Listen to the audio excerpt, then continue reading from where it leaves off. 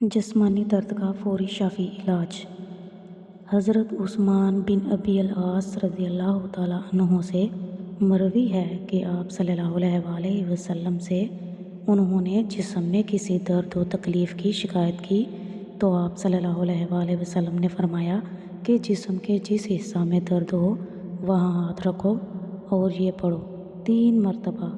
بسم اللہ اور 7 مرتبہ یہ دعا: